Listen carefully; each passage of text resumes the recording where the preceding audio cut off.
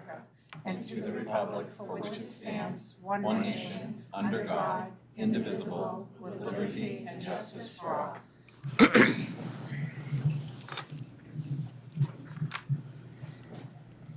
This meeting is being live streamed by Chelmsford Telemedia and posted to the Chelmsford Public Schools website for interested community members to access and watch.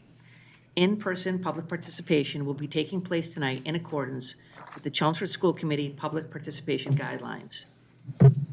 Anyone speaking tonight during the public input portion of the meeting has notified the Superintendent's office of their desire to speak and has been provided with these guidelines.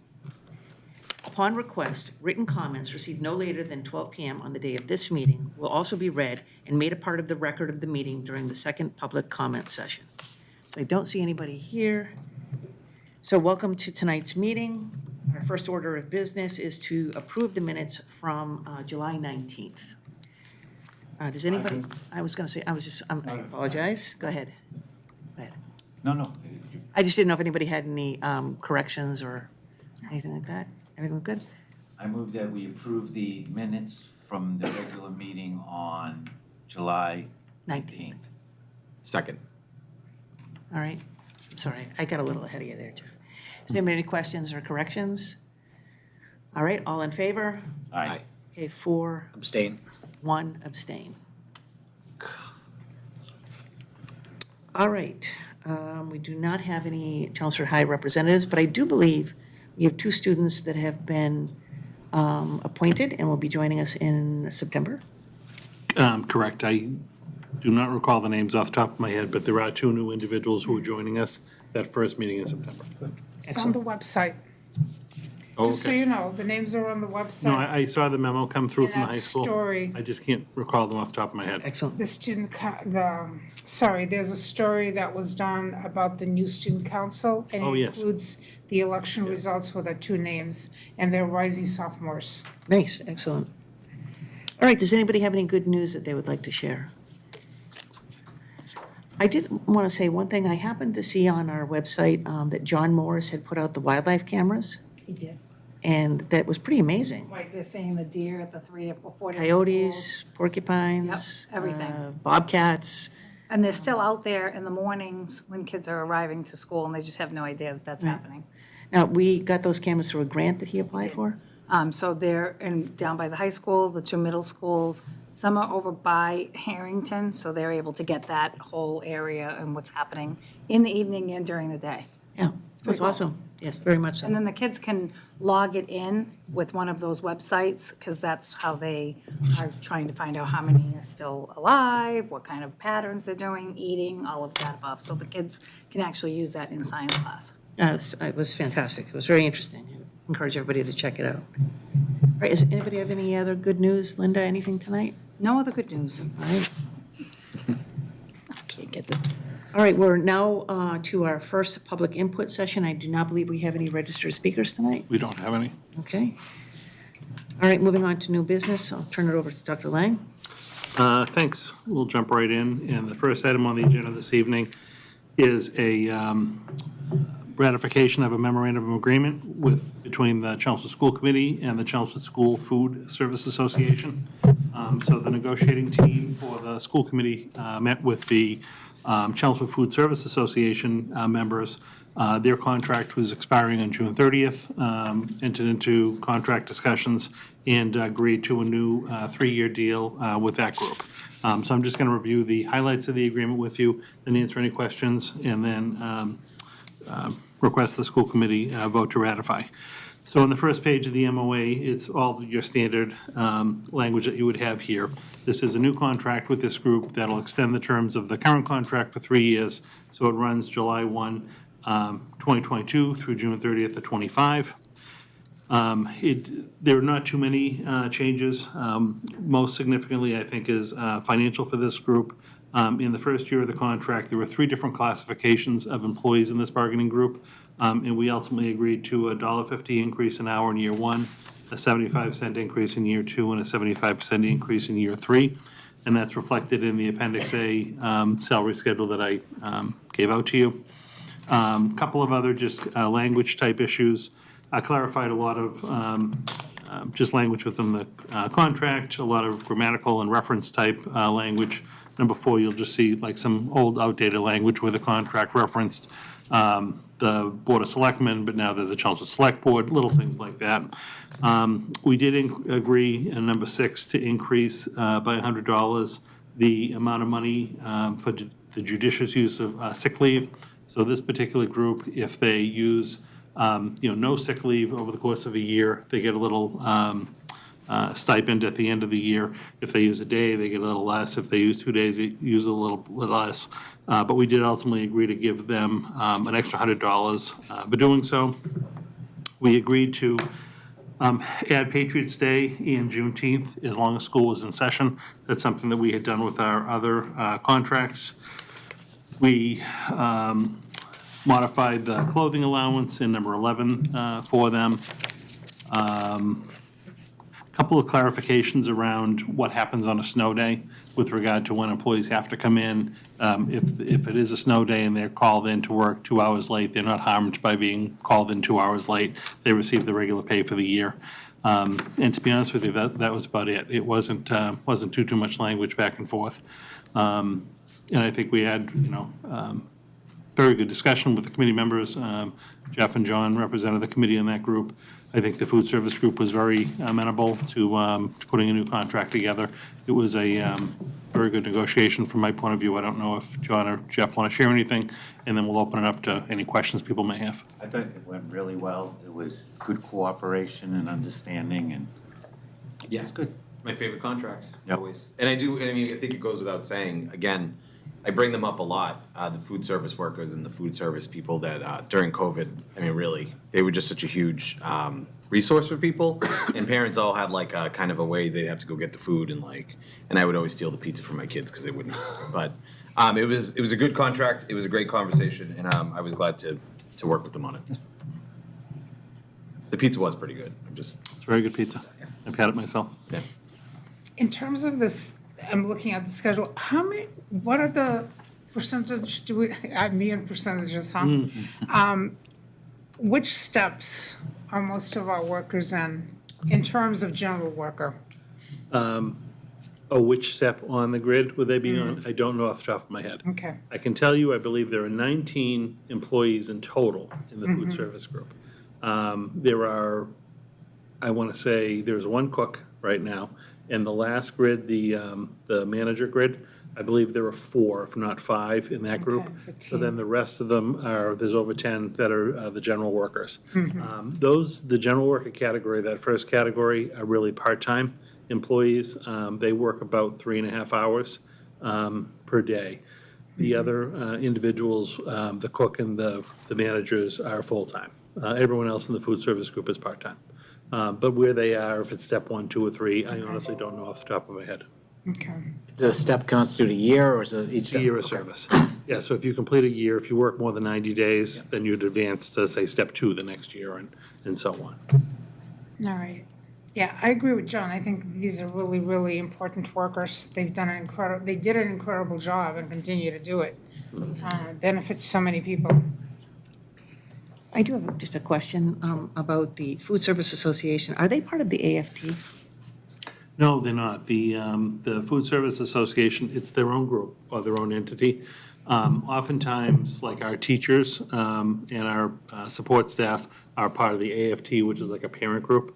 Our administrators are part of the MTA, which is another parent group. The Food Service Association is more of a local group. So they're not affiliated with a larger statewide organization. If you want to think about it, they're like a self-managed local group, so they represent themselves. But they're the bargaining group that the committee would ultimately negotiate with on a contract. Thank you. Thank you. Does anybody have any other questions?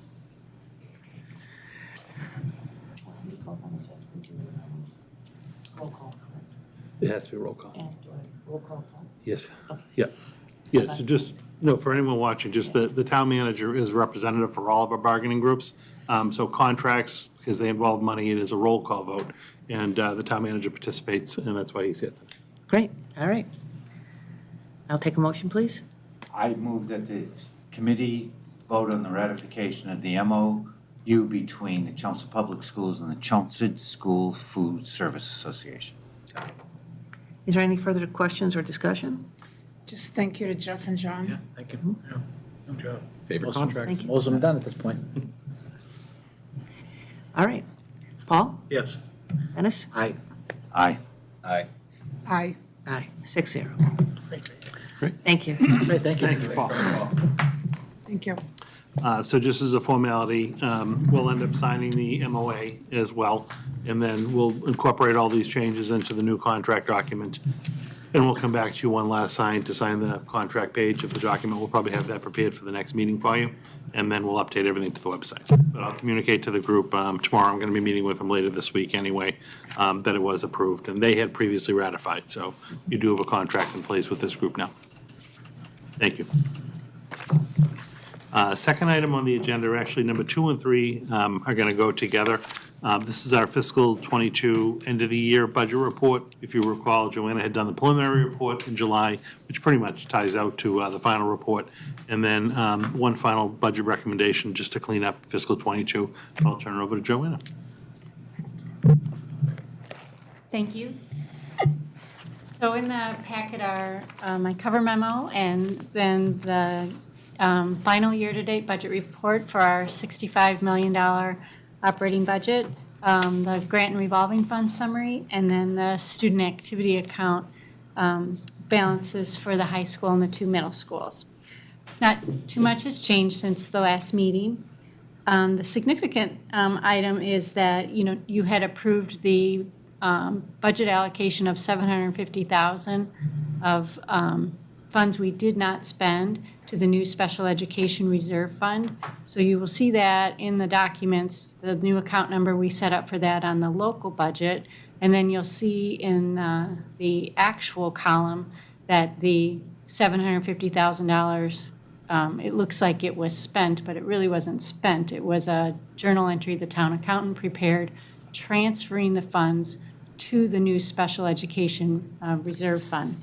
And then I'll report on that fund on my grant and revolving fund summary, just like other funds like circuit breaker, school choice. So when you get to that couple pages, you'll see that $750,000 sitting over there for future use if needed.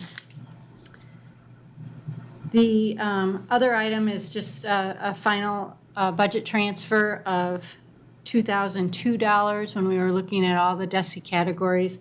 There was a couple more special education invoices that came through on that very last warrant, causing the category to just go a tiny bit unfavorable. So I'm recommending a budget transfer from a favorable category over to transportation so that our report is clean at the end of the year.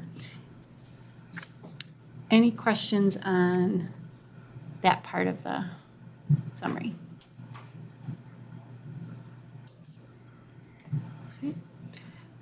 Go ahead. Okay. I don't know if you want to do the motion for the budget transfer, or if you want me to, or if you want to come back to that, or? Go right ahead.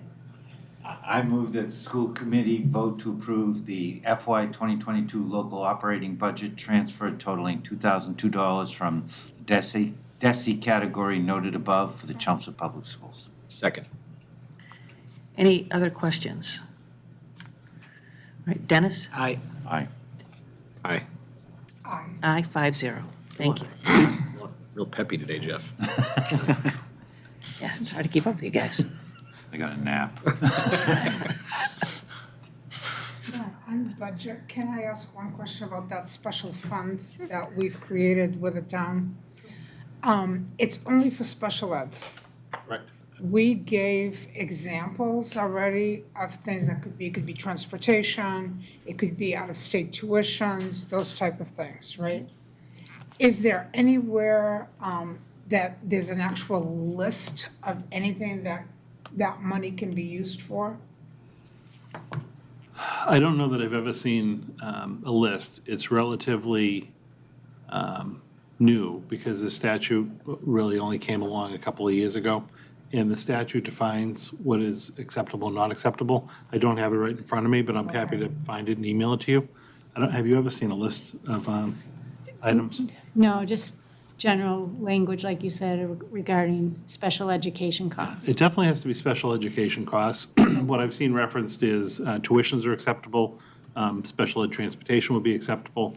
And at this point, we put the money into the fund, so if we were going to take the money out of the fund, it would need to be a vote of the Chelmsford School Committee and then a vote of the Chelmsford Select Board to transfer the money out for a particular purpose. So we would have to state what that purpose would be to move the money out of the account.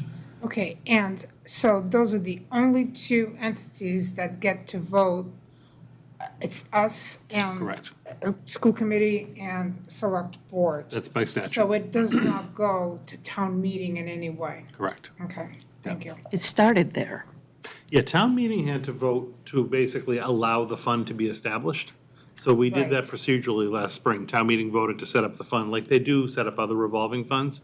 And that was really the extent of town meeting involvement. So now that we have a fund, it's up to the school committee to basically fund it, to put money into the account. And then when we ever want to take money out, the school committee and the select board have to vote to move the money out. So It's a it- check and balance. So in essence, that kind of fund doesn't change anyway, any procedure on how the budget for the schools is ratified or approved or anything, any of the money is allocated for anything to do with schools. Correct. What I would consider it is like any of our other, like revolving funds and things like that. Like we have the turf field revolving fund, the town meeting had to vote to set that up. I'm just trying to think of a couple off the top of my head. And then that wouldn't, like that fund doesn't then come back to town meeting. We basically just take in revenue for the use of the turf fields and we pay out expenses, the bond and the premium and things like that, right from that fund. But it's really not part of the local operating budget. Okay, but yeah, it's just different because we have to have the select board also involved in terms of the voting. So it's different from other funds It's the only that fund that we have Yeah. that has like a third party almost voting to expend the, Right. money. And it is, in my opinion, because it is kind of a special fund. And I think, people want some oversight over the fund or what the money is used for. So they do make it a little bit more deliberate in re-accessing that money. Okay, thank And you. it wouldn't be the kind of fund that we would go to often to use. It's really like a reserve, an emergency type fund that we would have to go to and access. Okay, Like, for example, if we in our budget had allocated certain monies for special education, and then mid-year had a student move in district with extraordinary needs, and we had to send them out of district at, say, a cost of $150,000, that might be a time when we would use those funds. Does that make sense? okay, Right, so, because you wouldn't have budgeted for that student, initially, because you wouldn't have Right. known that they were going to move into Right. town. The And they- statute specifically says unbudgeted and unanticipated funds, so it wouldn't be used as part of a revenue source to support the regular operating budget. It needs to be an extraordinary expense, something that was unforeseen, where you'd have to go and utilize it, because again, it's one-time money. It doesn't replenish itself unless the school committee puts more money in. okay, So I would consider it kind of like an extraordinary expense account. And it really is, it's not to be a supplement to the local budget. to the budget. Right, Thank you. okay. I will say that years ago, I believe that what was happening sometimes before some of these accounts were set up is that we would have circumstances where students would come in need of a great deal of services, maybe an out-of-district placement or something like that. The town would have to assume the cost, and there would be little left in their operating budget in special education left after they paid those tuitions and whatnot, because they hadn't foreseen that that was going to happen. Right. So, Yeah, and I mean, I guess it would hit us first if it ever happened. Right. Because if a child, let's just say we didn't have that fund, and a child moved in and they still needed the services, we're still obligated to provide the services. And let's say it was $150,000 and it was mid-year, we'd have to go into our budget and figure out where that $150,000 could be reallocated from. If we couldn't find a place, we might then need to go to town meeting and try to get more funds. But this just allows us to kind of manage within our budget for those extraordinary cases Okay. that might come up. Is that helpful? Yes, it's helpful, thank you. And then on the grant and revolving fund summary, I'm familiar with this. This one did not change too much from the preliminary, some more revenue did post. I think that was the major item. And then if you go to the kind of page 2, right underneath circuit breaker, that's where I put that new special education reserve fund. The first few digits of the account are 819. So that's where you can see that. As an aside, I do appreciate you made that 2 pages. It's No much problem. easier for my eyes. Yeah, me too. Just a question on the grants too. So on the ESSER grants, I see ESSER FY '21, we still have money in those. I didn't know when that has to be expended by and what the Yep. plan is. And then FY '22, we have a decent amount. Is there a plan in place for what we're going to do with that money? For the 2021 grants, the end date is June 30th, 2022. Okay, so we have a couple more months, and we do have a plan to spend that. I'll turn it over to Dr. Hirsch in just a moment for that. And then in the 2022 grants, most of those end, I think they extended September 30th, 2023, okay? Except for ESSER 3, that's the big one, that goes September 30th, 2024, okay? Yeah, a couple of, Yeah, just, because Yeah, it says no. FY '21, I'm thinking, all right, we're in FY '23 now, and, Right, right. that's why I was right. Yeah, questioning. the DESI recognized, everybody recognized it was hard to spend Okay. during COVID for some of the regular type stuff, so they did extend the end date. Okay. Yep. Right. Give it to me now? No. Oh, yeah, we do have, actually, it's funny, hot off the presses, we do have a plan in place. So a lot of that money is sitting in contracted services, and we still have PD that needs to be handled. So we actually sat down with Kelly Rogers, talked to Joanna, and we have a plan to amend the 2 of them to make sure that all the funds are in the correct lines, and we're going to use it towards additional PD for literacy. And then the last, I'm sorry, any more questions on the grant and revolving funds? Just a follow-up to Dennis's, the ESSER money, that came with restrictions, correct? You had to be able to use it for certain things. You couldn't just use it for anything you wanted. Correct. Okay. So that's why we chose what we chose. Okay. Just like some of our other entitlement grants are for specific purposes. The ESSER has several buckets that you can only use them for. And do we have plans for buckets down the road? Okay. So, Right, we do. okay.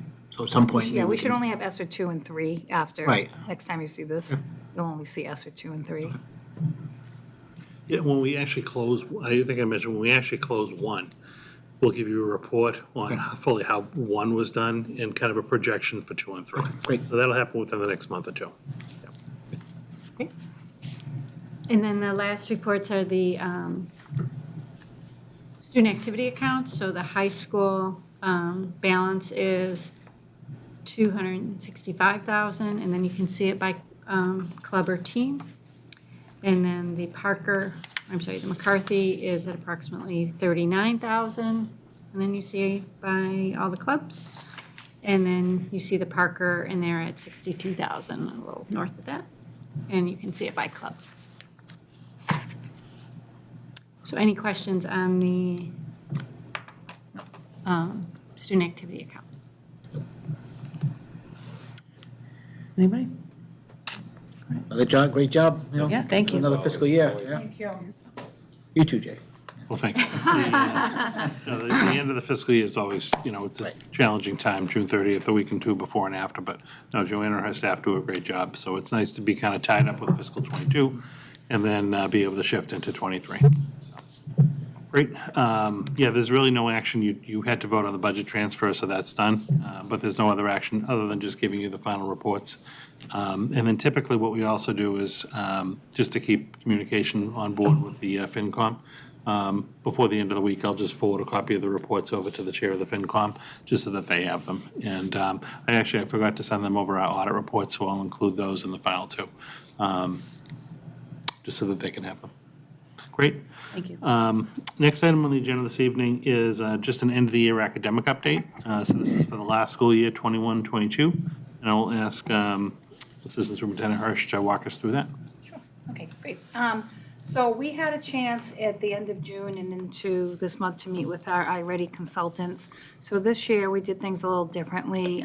Each building principal, as well as the ELA and ELA coordinators and math coordinator, sat with our consultant individually by school. Sometimes when you have some of these data meetings, it's too unwieldy when every school is sitting there and looking at data. So we did it a little differently with PD or the principals, as well as talking about their specific schools and how they did. And then as a group, with the coordinators and myself and some of the principals, we sit down and just look at like end of the year data review in general. How did the district do? So we're looking at an overview of the district and by grade level. So tonight we'll look at fall to spring for the district. We'll look at the grade levels, fall to spring, so all K students, grade 1 all the way up through grade 8.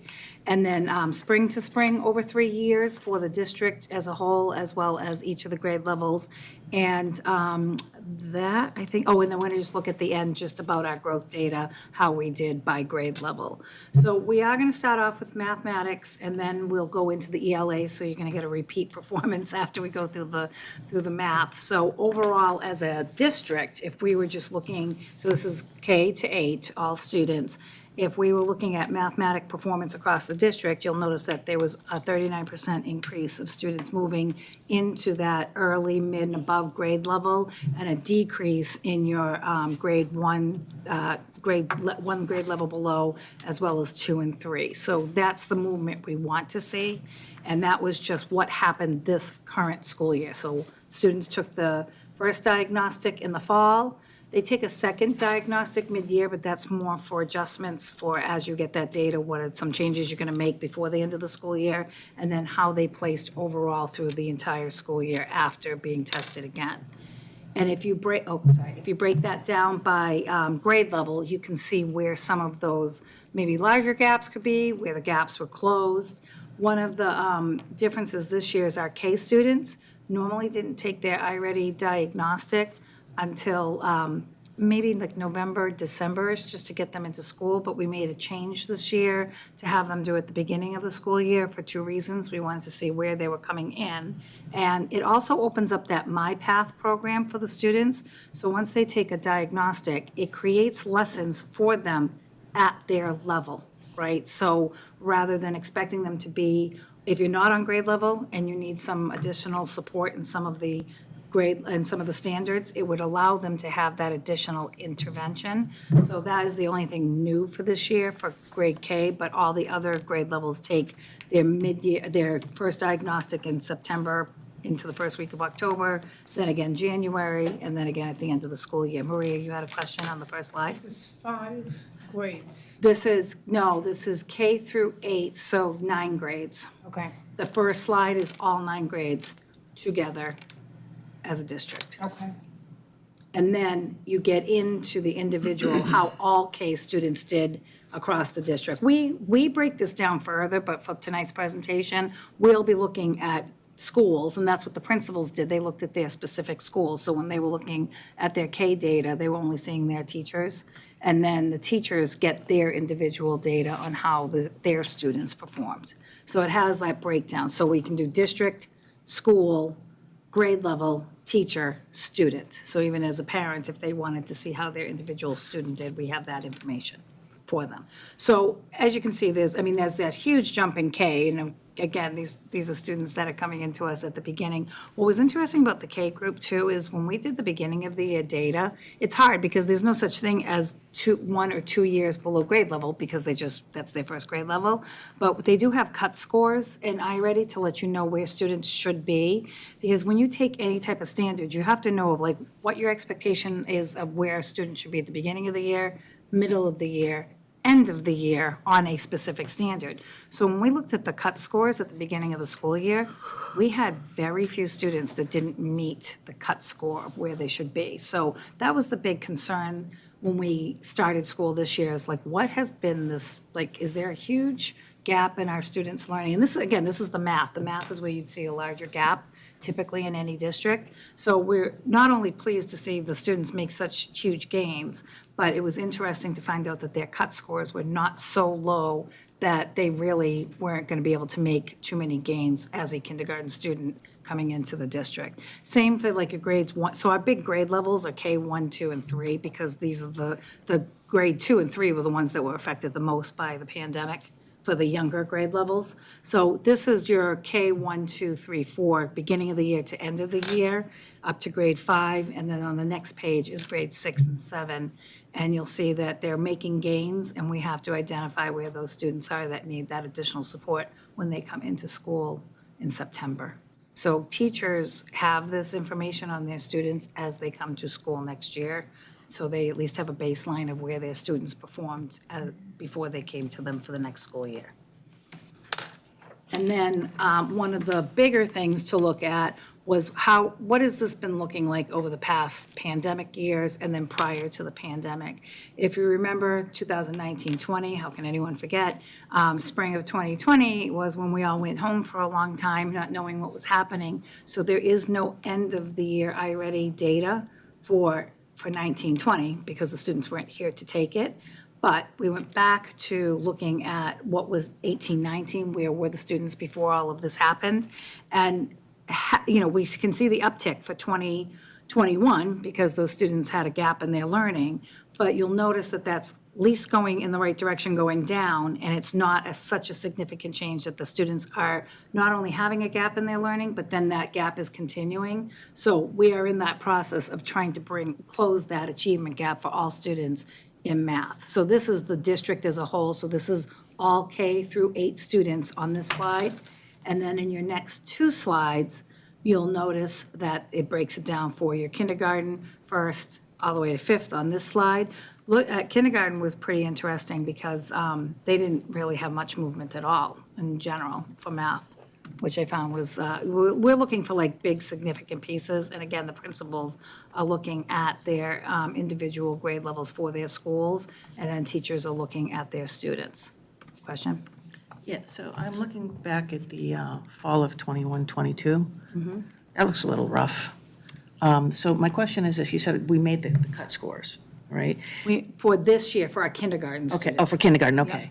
So I noticed that for for a pretty high percentage in the fall, they're 1 grade level below, correct? So are you on the slide right now? I'm on the fall, from fall to spring.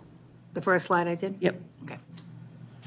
Is that unusual? Is that because they're coming into a new grade? Are they really behind?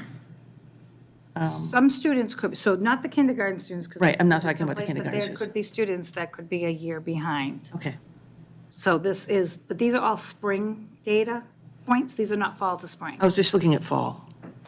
Just fall, right here, She's back a couple slides. Okay. sorry.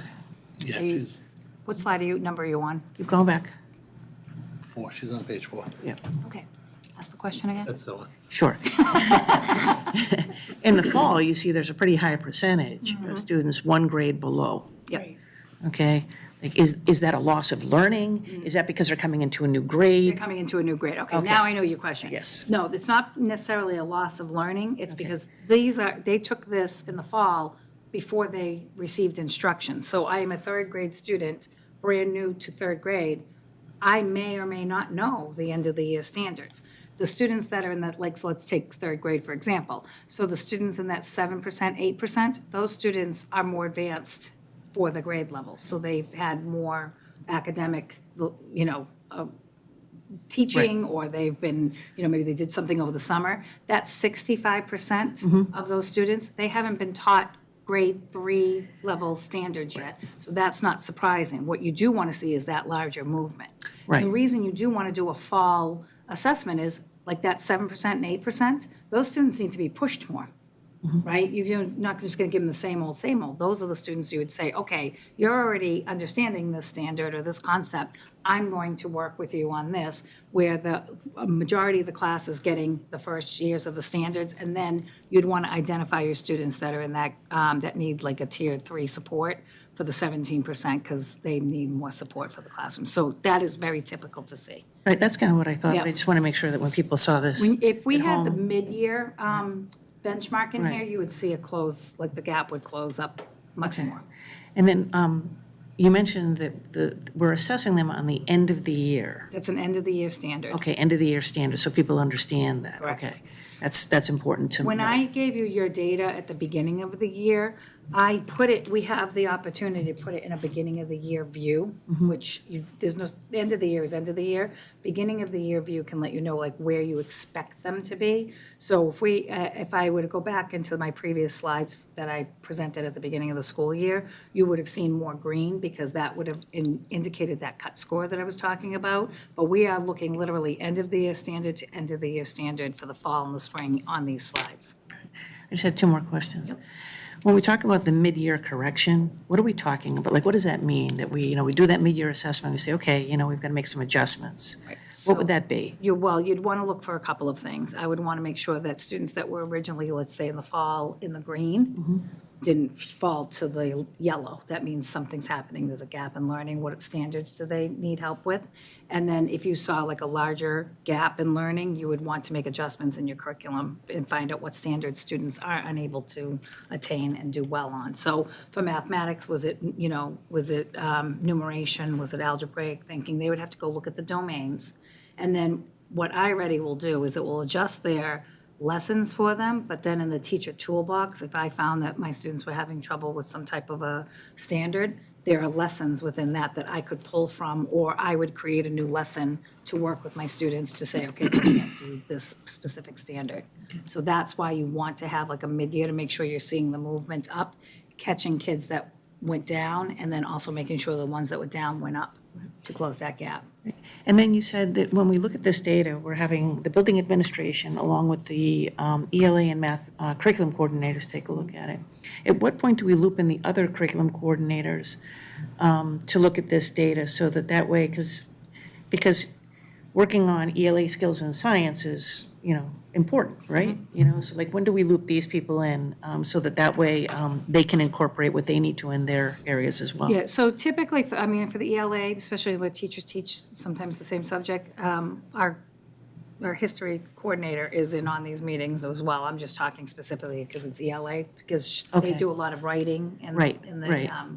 when you're looking at the different skills for reading, because when they start getting into like the social sciences, they end up having to do more of like that textbook type reading. Right. And they already are pulled into it, but Okay. we're just talking specifically ELA math, that All we right. didn't talk about this. Okay, great, thank you. Yep, science not necessarily has been jumping in on these meetings because they're working on some of their other skills, but yeah, right, there's writing across the curriculum. Right, right. That happens, but we haven't really necessarily brought the science coordinator in as well as the science teachers. All right, thank you. Can I ask a couple of questions? Sure.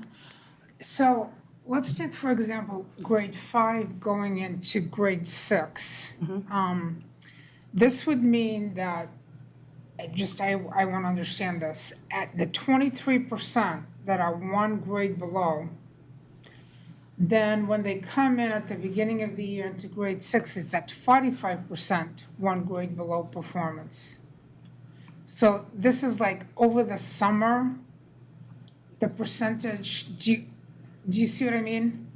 Well, this is the current fifth graders, so if we look at grade 5, they Right. just finished grade 5 this year. Exactly. So that's 80 23% of them are performing at below grade level. Correct, for the entire grade 5, so Right. that's both And they schools. go into they're gonna transfer into grade 6. Correct. Okay, so it looks like every single year when kids are transferring in, the percentage that are at below grade level every single time increases substantially from, do you see what I mean? From spring, it's the same kids. But it's for the same reason you said before, because then when they go to grade 6, they're getting tested on grade 6 skills, which they haven't had yet. Right, grade 6, That's why end of less the of them year. are Yeah, End of able the to year. attain I'm grade trying 6. to understand. Yeah, it is, it gets confusing because those current students are not in grade 6 right now.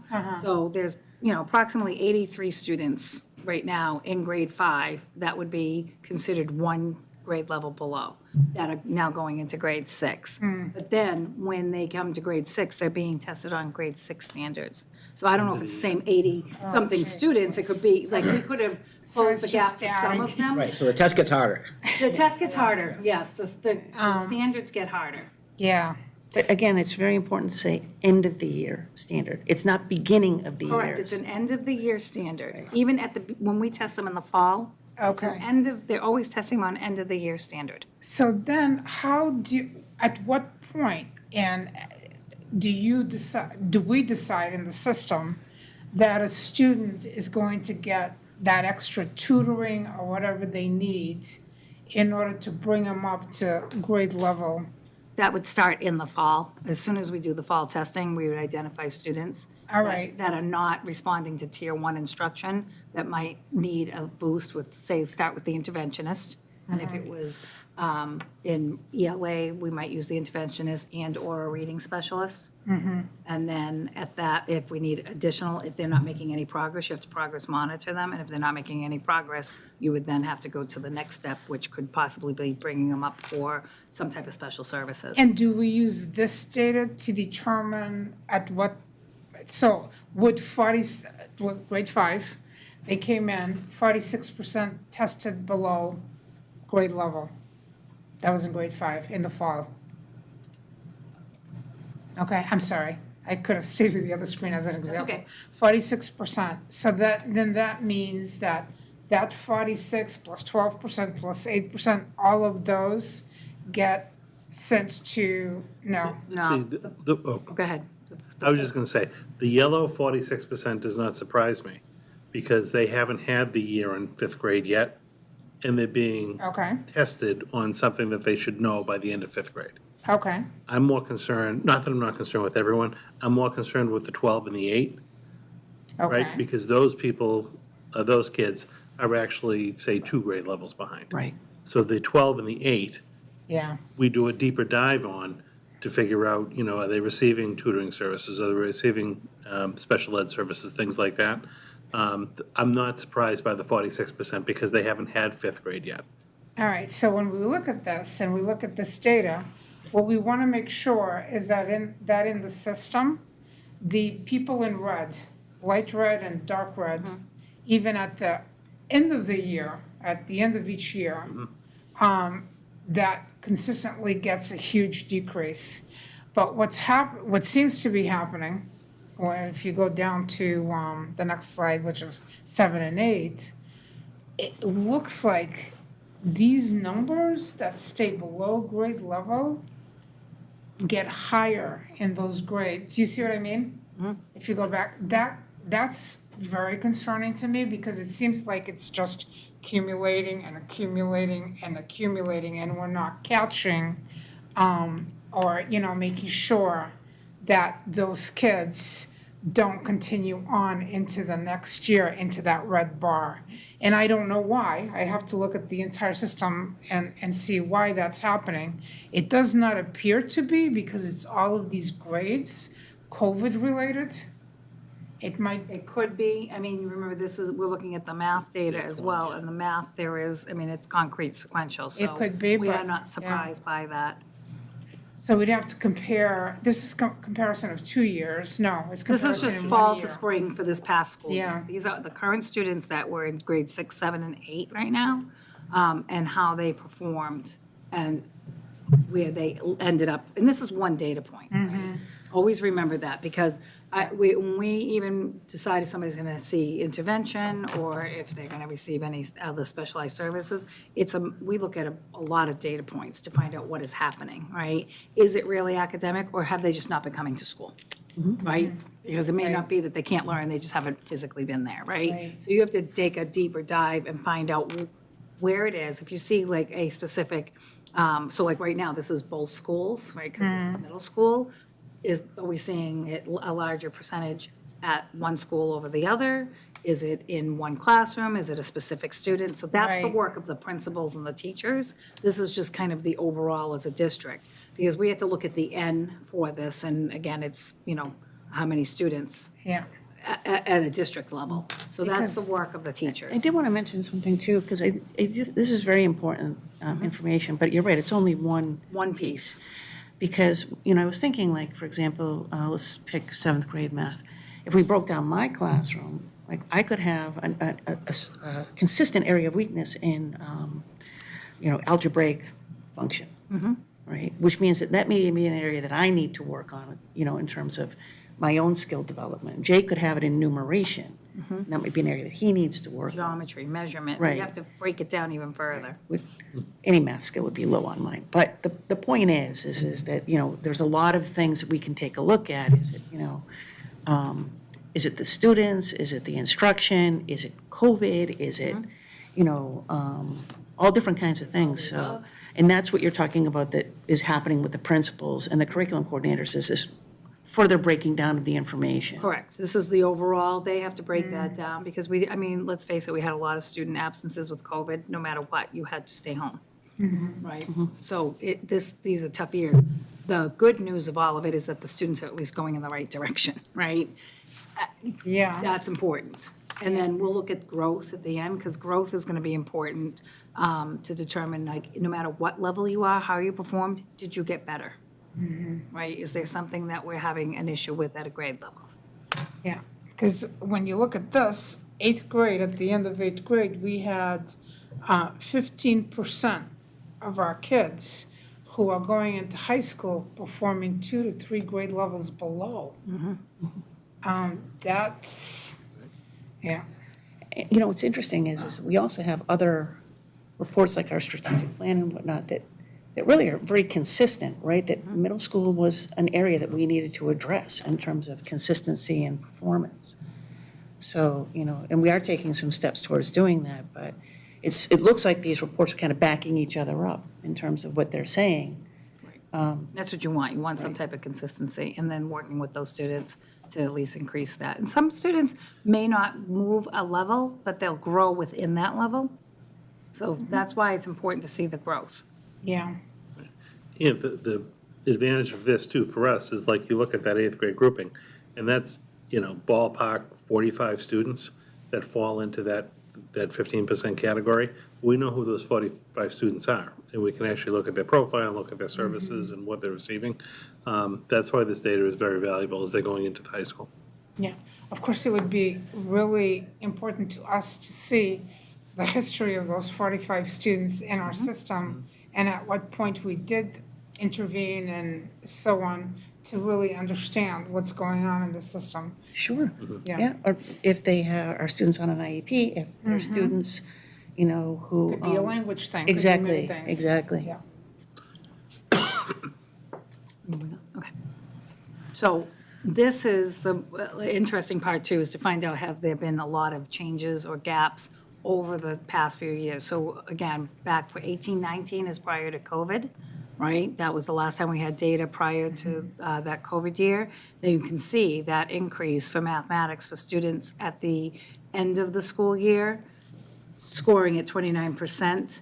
It's only gone down to 24%. But again, at least it's going in the right direction, and we're not seeing it inching up higher, because that was like, I think, a larger concern for everybody out there. We're like, how big of a gap do our students, are they coming in with, and are they going to be able to catch up? So they're not catching up in huge numbers right now. However, they're also not, the gap isn't widening for them, and that was, encouraging to see at the end of the school year. And again, that was the whole district in this slide, but then you have to break it down to see if you see a consistent, a larger gap in any grade level. So like, for example, look at that grade 2. Those kids were significantly impacted by COVID. They were not in school. So usually you see grade 2 and 3 are concerned, grade 6 has always been a concern across the Commonwealth. Everybody's been talking about that. And then those grade 8 students going into high school. So this data is actually picking up where we were concerned about students that were missing a good portion of their first years in a school. So whether that was elementary school or middle school for this particular data. And then same for grades 6, 7, and 8. We're seeing at least that then the gap isn't widening. It's staying a little, closer for the 2021, 22 school year. And prior to COVID, in mathematics, students were performing better. Did you, just, as a did you point out that we don't have 1920 data? I did. Oh, I did. I must So have- 1920, we don't have that data because we don't have end of the year data because we were not in school. That's why we went as far as 18, 19. And then this is the growth that I was talking about. So although even though a student performs well on a test or is able to hit certain standards, did they grow within that area? And you want to be in the upper right quadrant of high performance, high growth, which besides grade 2, because we saw that larger gap for the district, our students are at least making that growth that we would like to see for no matter what level and how they performed. You just want to see if they're moving into the next level or, staying even within their level, working higher towards their standards. So this was encouraging to see for the math, grade 6 being very, very high at this point. So it was good to see that we were in that higher quadrant of growth. So we could still have students in the yellow category in this higher quadrant because their growth from fall to spring, Correct. okay, was learned at a high skills. level. Right. Okay, They learn specific standards to perform better. They just don't have all of them. right. Okay, and we're going to be doing a repeat performance, but with reading. I think you answered a lot of questions up front in maths. Yeah, I mean, we'll just talk a little bit. So Well, thank again, you. it's important to see like that certain percentage change. Sure. So we're starting off fall to spring for the entire district, K through 8. And that our students obviously made significant gains in reading.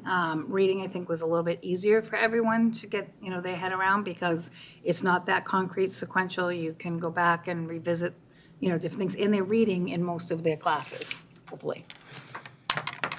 And then if you look at just where the grade level changes are, kids obviously in kindergarten making that, significant jump, grade 1, grade 2. So the reading gaps were not as big as math. However, when you do get to grade 5 and the middle school area, you'll see a larger, gap in students in general, and we can see that in the 3-year trajectory. We have a lot of, ideas around that and reasoning as to why sometimes that happens. Anywhere down from scheduling, what they have access to. But we're pretty steady and strong in the reading category for our students. And that's the 6, 7, and 8. And then as we move from spring to spring, and this is that 3-year trajectory, we're kind of, the data's kind of flat, always has been prior to COVID to now, and we have to identify who those students are and make sure that we are providing them with the reading strategies necessary to be successful in school, because the literacy piece is going to be huge. Finding out some of the reasons for it, again, was there a lot of absenteeism? We've made some changes in some of our curriculum, but is it at a certain grade level that we have to look at? So that's the work, again, of the principals, coordinators, teachers, and working with families. This can also contribute to what's happening in the math because reading is so much more an important part of math as the level goes up. If you can't read, Yeah. you can't read the directions to do the math. Or a math problem. Same across the board.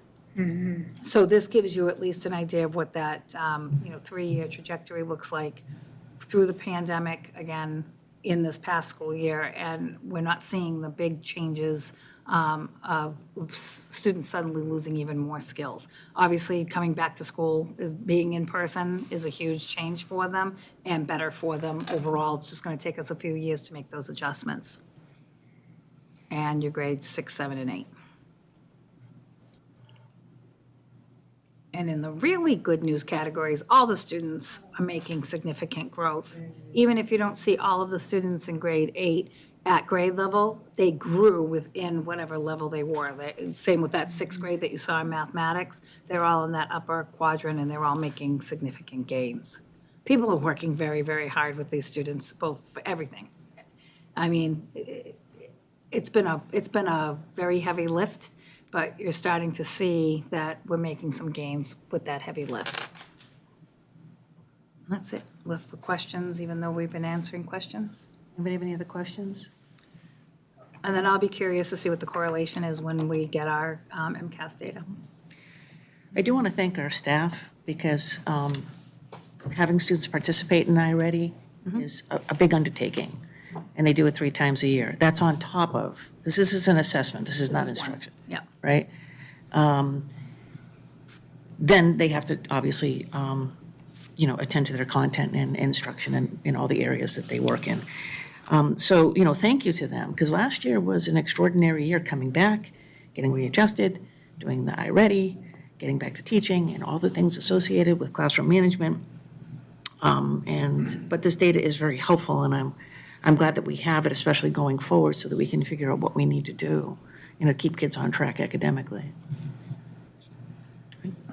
I just want to quickly say, thank you for the work this year. Again, I always feel like Chelmsford punches above its weight class in terms of what we get for what we give to the students. So, as always, to the staff, thank you. This great data, do we have anything to tell us how the high school kids have? We do, so Adjusted. we've just been, we did that pilot with iReady, they're looking at it right now to see what data is, worth looking at this point. So they're just still trying to grapple with, because what was different is it has the different domains that we have in ELA and then the strands in mathematics and the strands in English, but they need to dig a little bit further. It's kind of in its infancy stages with iReady, because remember in high school, they have grade standard spans. So it's a 9-10 span and 11-12 span. There's no delineation between what you're supposed to know by the end of 9th grade and 10th grade. That's kind of on us to decide what we expect students to know at the end of 9th and 10th grade. So it's not as clear cut as the K through 8. And it doesn't have the MyPath process, so it doesn't provide them with additional lessons that students could go and work on independently. So they're in the middle of that, and we're waiting obviously for our MCAS data as well. High school just used it for the diagnostic piece. Yeah, yeah. And I think at the high school level too, the MCAS is going to be the most. Yeah, right. Most telling. AP score. I would say. Yep, AP. Okay. And I think colleagues are realizing this too, as students enter I'm sure they are. college this year. Yeah. Great. Thank you. All right, thank you for having me. Thank you. Done. I'm gonna go. Yeah, my workday ends at 7 tonight. You got 3 minutes left. All right, thank you. So we're moving on next to the superintendent evaluation. And before we get into the evaluation itself, I want to let people know that are watching that the superintendent evaluation is one of our 4 major responsibilities. The other 3 being the budget, policy, and advocacy at the state and federal level for education. I also want to thank everybody on the committee. The evaluations were very thoughtful. You gave me a lot to read. Everybody did a fantastic job taking a look at all of the standards and providing not only the score, but narrative to support the reasons why it is that you gave that particular score. One other thing I want to say about the evaluation is it's important for people to remember that this is a body of work for the entire year. And when we take a look at the evaluation, what we're taking a look at is several different things. Certainly, our meetings here, the agenda, the minutes, any type of reports that we've received throughout the year. Our work as liaisons also yields information for us in terms of the superintendent's performance. And then every single one of us throughout the year meets with the superintendent on an individual basis regarding a variety of issues. And that is also information for evaluative purposes. We don't always agree necessarily on everything, but ultimately I believe that with regards to our work with the superintendent, all of the decisions didn't make everybody happy, but were ultimately made with the best of intentions and in the best interest of the district. So I want to mention that because I'm sure that there'll be some people saying at home, well, I don't think you did such a great job with that, like calling those snow days. But it's, it's oftentimes much more complicated than people may realize. And so we take a look at a lot of different information when we're putting together this evaluative document. So that being said, I believe you all have copies of your own in front of you.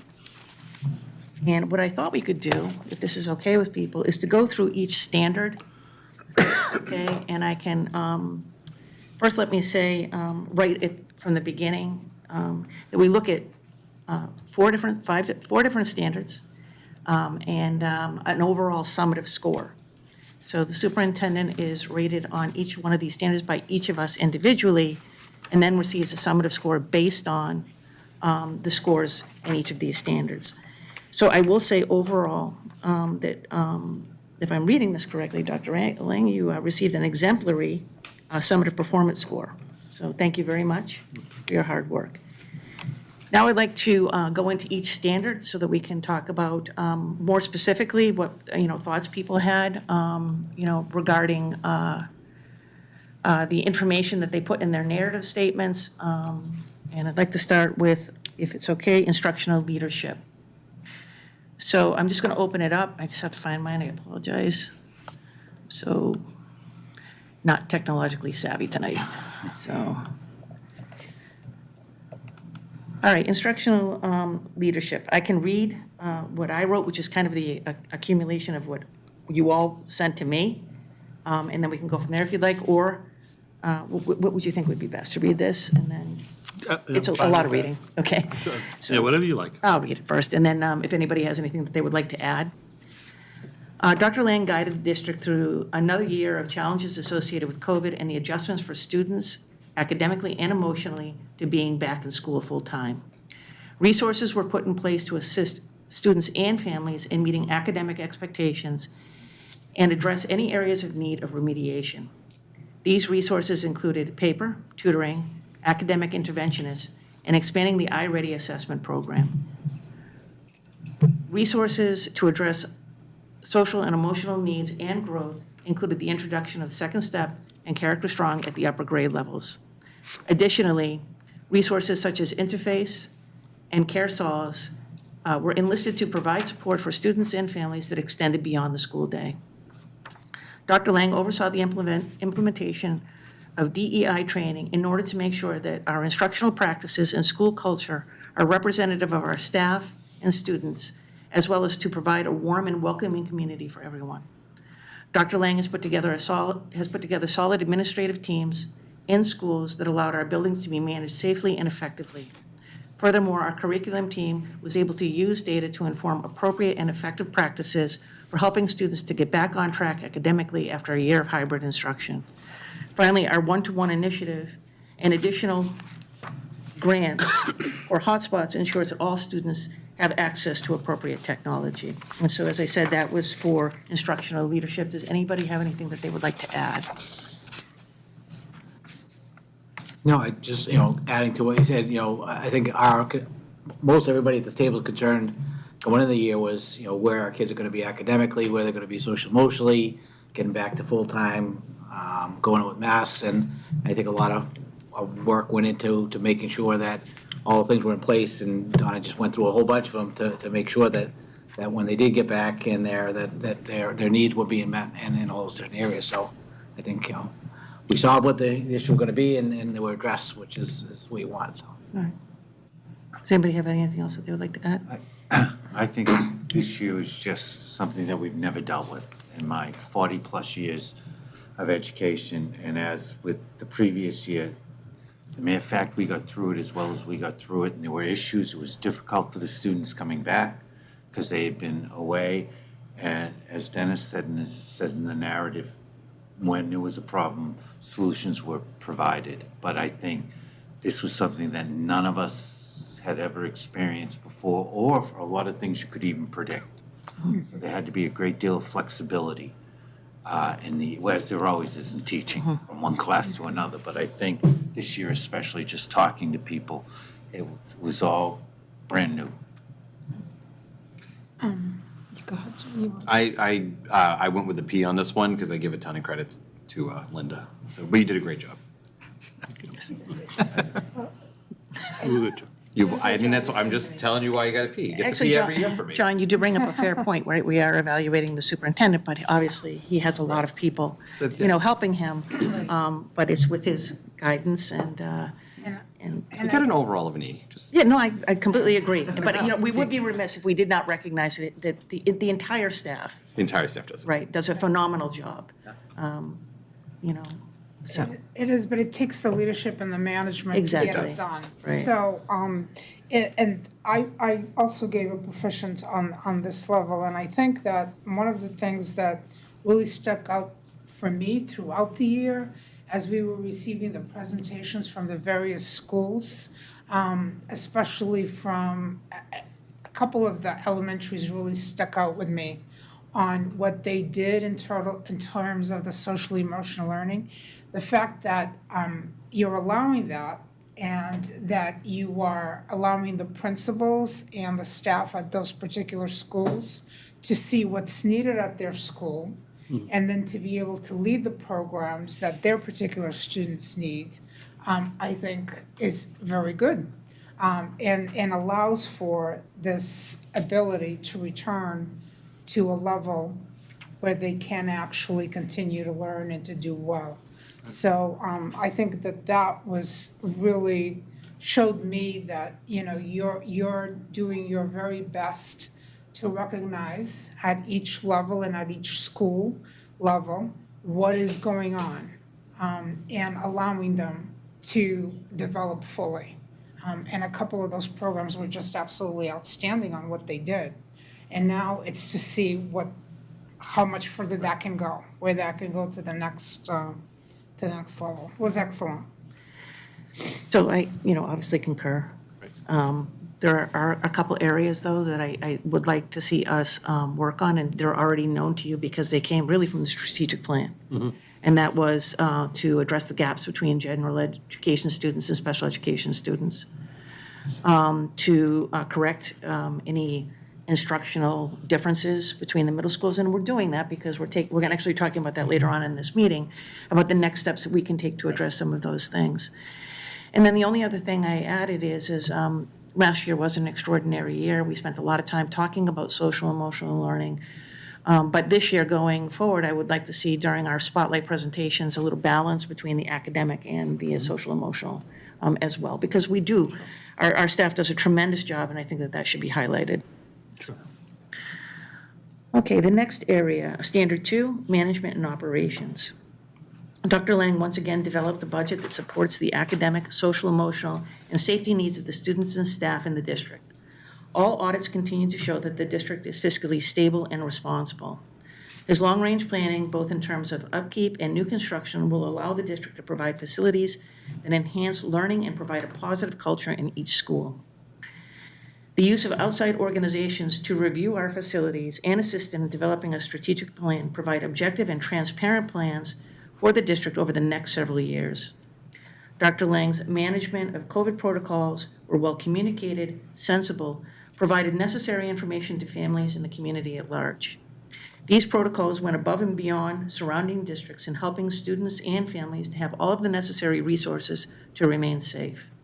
Dr. Lang continues to address school safety concerns, as is evidenced by his attendance at conferences, Alistrel's IT work installing swipe card doors, cameras, and the vestibule at Chelmsford High School. So I don't know if anybody has anything that they would like to add under management and operations.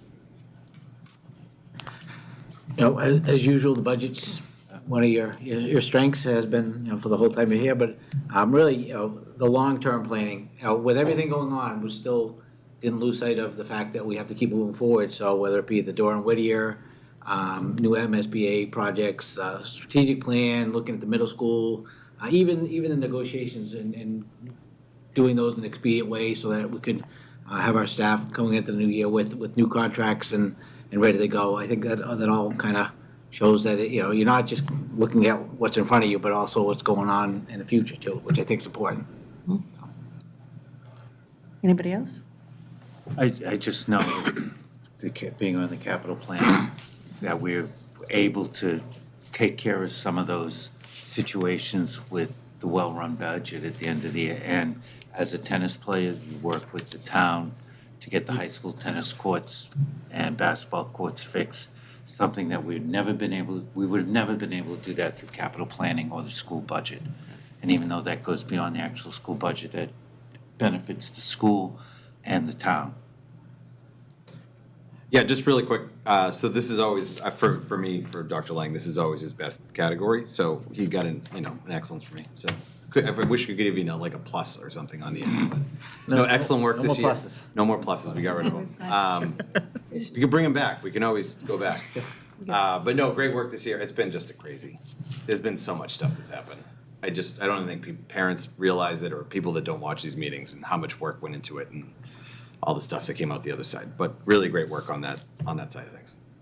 And you should thank Joanna too for the money, for the budget. So on this category, I've always given you an E because honestly, you do an excellent job of balancing and budgeting, but budgeting to needs, which I think is really important, and figuring out what those needs are. But I think also one thing that really came out for me this year that I saw is that there's been some planning here along the way.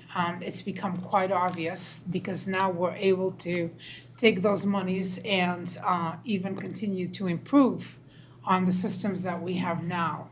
And we wouldn't be able to do it if you hadn't brought us to this level.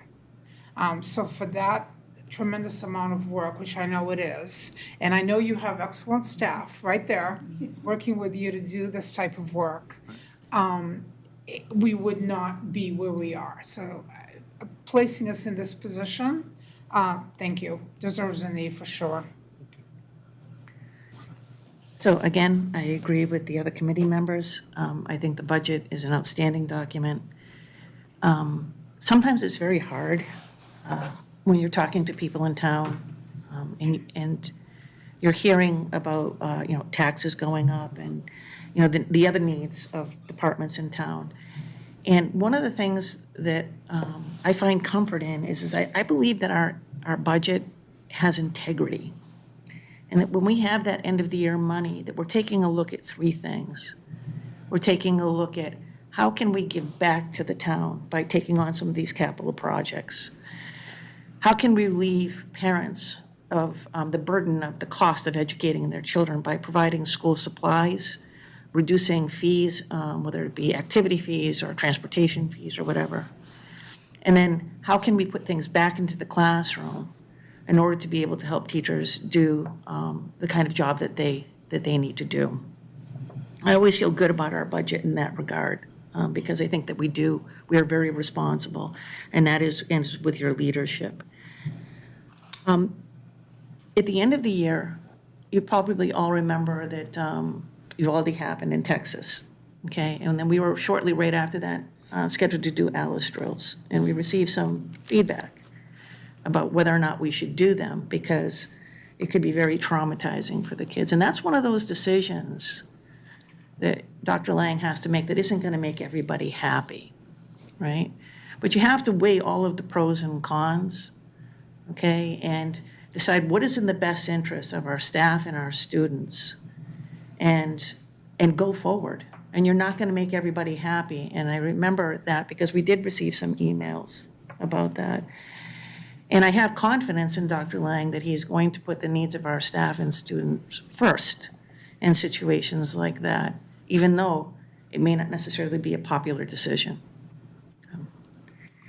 The only feedback that I had in this particular area actually has to do with school safety, and I really do think that, we learned a couple lessons this year around some of our practices, in terms of parents signing students out, and also how to address in the schools, people coming into the building and kind of having unfettered access, because there may not be that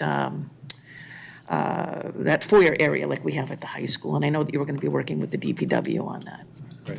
So, thank you. All right, standard 3, family and community engagement. Dr. Lang has taken the need for all, so I wrote this, you'd think I could understand it. Dr. Lang has seriously taken the need for all students and staff to feel safe and welcome by having the district engage in DEI training and provided translation services for non-English speaking families. He recognized that the transition from a hybrid schedule to a full return to school will require resources to support students and families, and put resources such as paper interface and Care Solace in place. Strategic planning, community input sessions, as well as the middle school reorganization input sessions, are examples of ways the stakeholders were engaged in developing goals for the district. Dr. Lang's communication through his Some More newsletters was cited by many parents as something that they found informative and helpful. His work with the town manager, select board, and other town committees and departments continues to foster a collaborative relationship that is necessary to the culture of this town. Dr. Lang's involvement in building level activities such as Buy and Boo Bash, I'm surprised you actually brought that Brings one it up. up. to say it, provide staff and students with the sense that the success and culture of our district is truly a team effort. So, Dennis?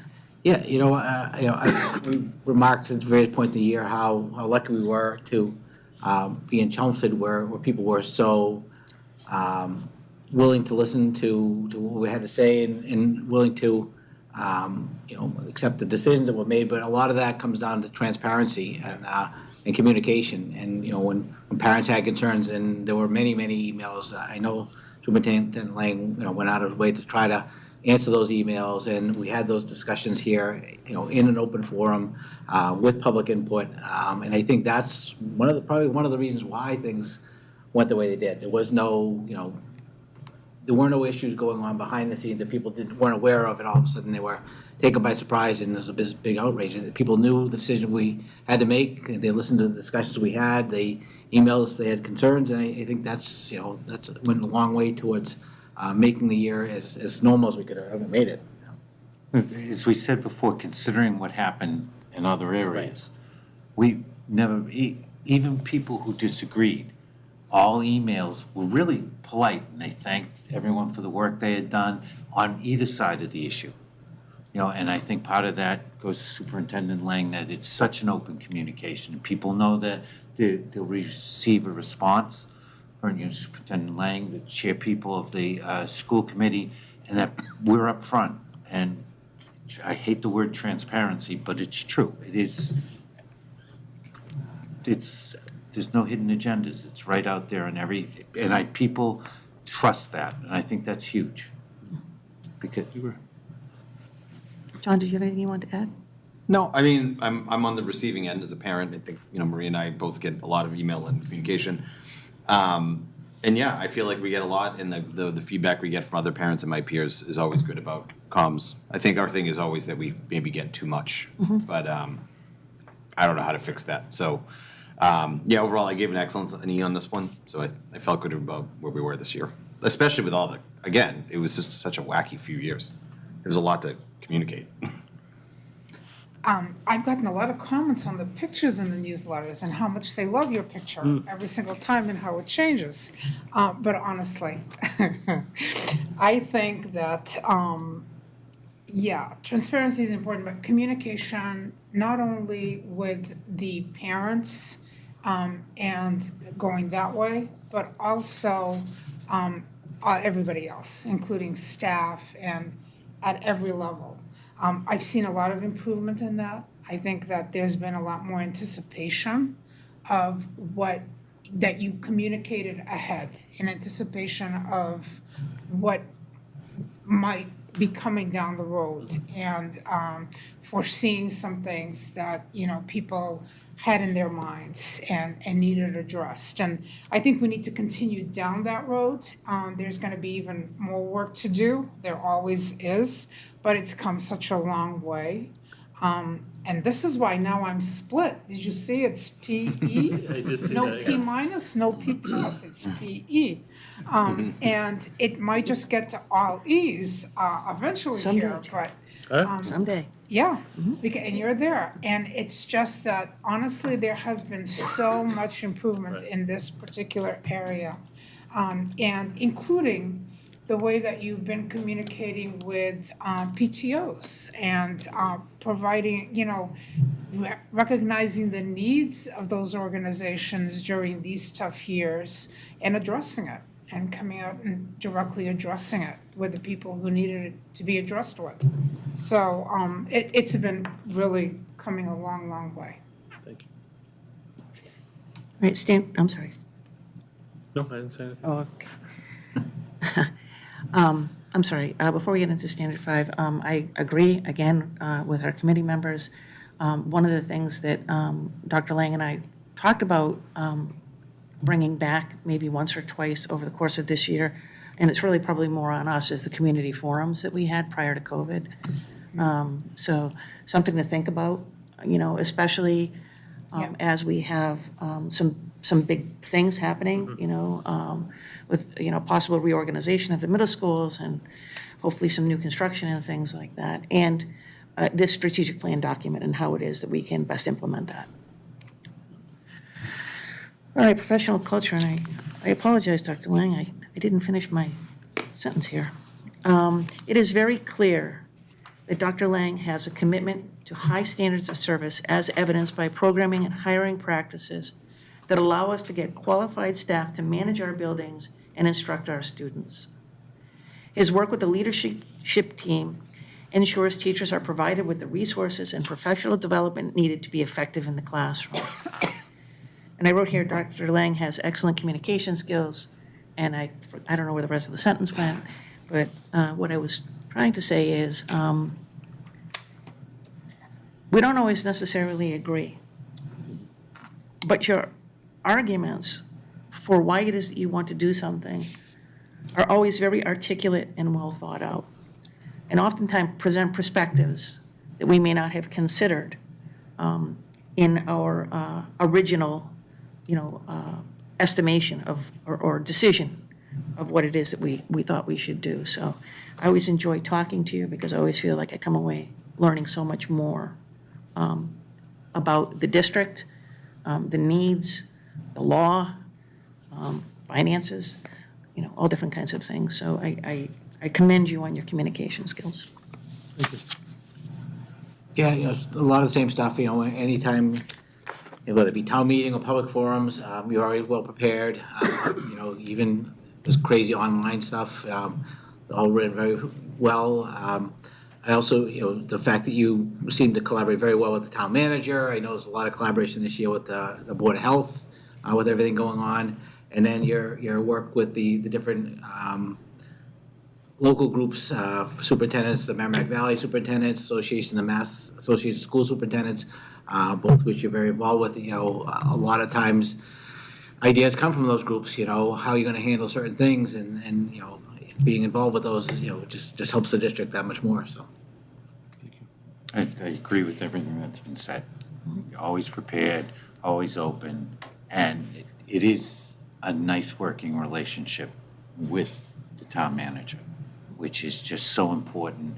And I think that's one of the main reasons why town meeting goes so well for us, that with the budget, that the support from all the boards, I think that's huge, because I've been around long enough, that hasn't always been the case in town. And it just makes things easier for everyone involved in the school district and the parents and the students. I really do, I mean, you guys nailed it, so, yeah. For me, in this Don't need to belabor it, I don't know, you did a great Fine, job. thank you. Yeah. Perfect. In this Well stated. particular standard, I always find that, I'm not sure, I think they need to change the format a bit in terms of the superintendent review for the professional culture type of standard. But for me, this is about what's happening. Do teachers want to come and teach in our system? And do they want to be the best professionals they can be because they feel that we have a culture here that allows them to do that? And also, are students able to learn because that culture is there as well? And learn well, including looking at diversity and all of these things. It seems to be what this standard goes towards. I think you're doing a very good job. I think that if I was going to say anything I would like to see us increase and get better at is thinking more and moving along the diversity and inclusion part a bit quicker than what we're doing. But it'll get there. I know that it will. These have been some really tough years that we've dealt with. And also, I think from the sense that I'm getting, including the fact that we now have 3 contracts completed, that you're able to work well with us as a committee to get those things done. And then with staff and everyone else, the level of respect is there so that those kinds of things can be concluded and achieved. And so that we can continue to move forward and continue the culture of professionalism. So the other thing is, every time I speak with you on any particular issue, I always know that you're gonna talk about the student and what's gonna be best for the student. And to me, that is this standard right here. It's about the student. And the ultimate decisions that are made that address this is about the student. And I see it every time I speak with you on any one of these issues where I have questions or concerns. And that, to me, says so much about how you are here in your job performance. Thank you. I completely agree with what Maria said. It's always wonderful to talk to you. Well, maybe not always wonderful.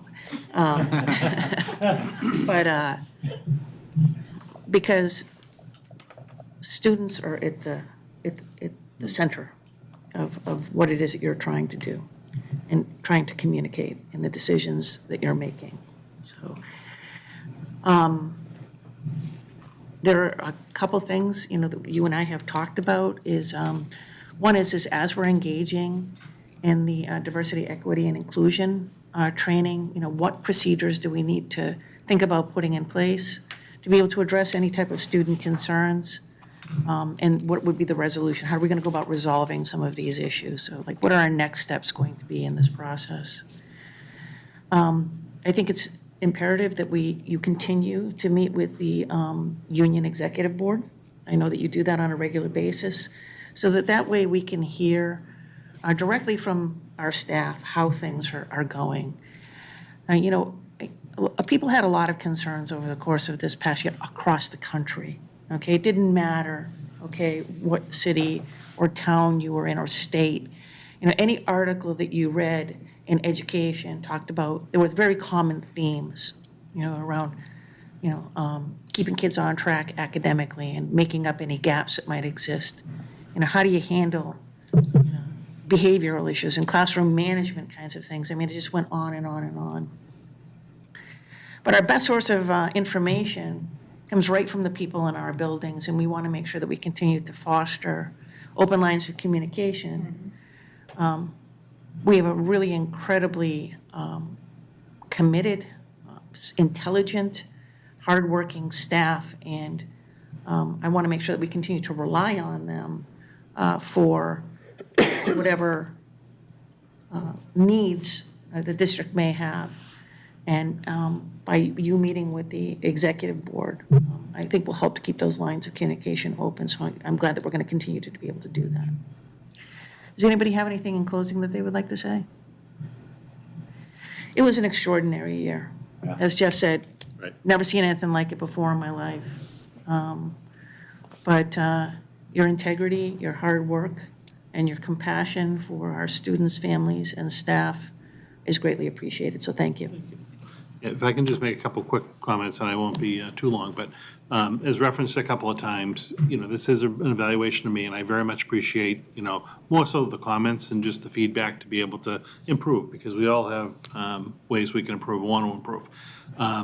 I do view the evaluation as a reflection of the team that supports me and really supports the district, Linda and Joanna, who happen to be here, and the other central office administrators and the staff in the schools that work day in, day out with the kids, that allow us to do, what we do. So I very much appreciate that.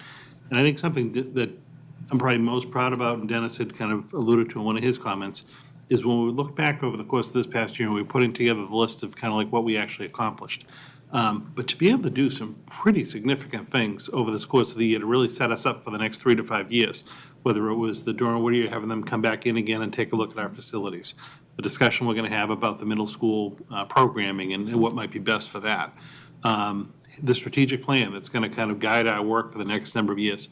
we didn't just manage COVID and manage the pandemic for this past school year. We really did set ourselves up for, I think, a very successful, hopefully coming 3 to 5 years. And it was crazy. I mean, that was a lot on a regular year to try to bite off. But to do that in the middle of just all of the different regulations and changes, and as crazy as 2021 was dealing with COVID, last year, trying to bring, students back, and Jeff alluded to bringing the students back was tough. Having all the staff back was tough. Just trying to acclimate to schools, and again, climate and culture are so important. Having people feeling safe in schools and that they're heard, and kind of reestablishing that sense of school and schedule was so important.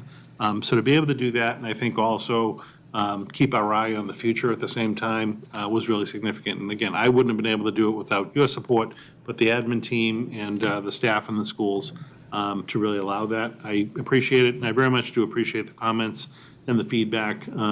We have some good work to do over the course of the next year, but I very much appreciate it and enjoy being here. So, Thank you. All right, moving on to middle school We have to vote. configuration. Yeah, I'm sorry? We have to vote to. You have to just vote I'm to so sorry. Yes, okay. I'll take a motion, please. I move that the committee votes to approve the superintendent's evaluation and ratings for his performance of the 2021-2022 school year, as presented. Second. This is not roll call. You don't have to do a roll Thank call. you. All those in favor? Aye. 5-0. Thank you. Sorry, Dr. Lang. No, thank you. So nervous about doing that. I just want to get on. Well done, Donna. It's Very nice job. all right. I'll turn it back over to you for middle school configuration. Sure. So on this next one, do we want to maybe take like a 2-minute break? Please. Okay, what if we just take like a 2-minute recess? Just John left the room, so we don't have to talk twice. Want to just do that and come on back? That's fine. Do I Would need that to be make a okay? motion for that? I just make a motion to recess for I 5 make a minutes. motion that we recess for 2 minutes. Second. Okay. All those in favor? Aye. Aye. Thank you. Eating this one?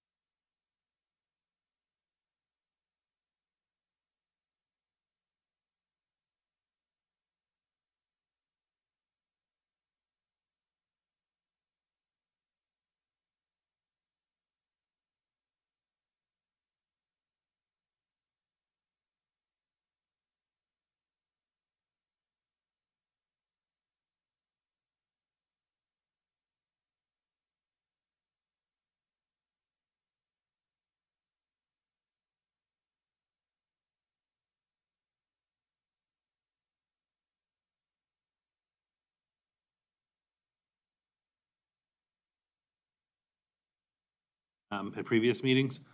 The packet, the information is the same. I just put it in there kind of as a placeholder for you. But just really wanted to engage the committee this evening with a discussion, see if maybe have any questions about anything that's come up in the last couple of meetings. At the last meeting, I kind of summarized for you the feedback that we'd received from the superintendent's kind of advisory group that I'd put together. Some of the parent sessions, we had some in-person, we had some remote sessions, so I summarized that for you.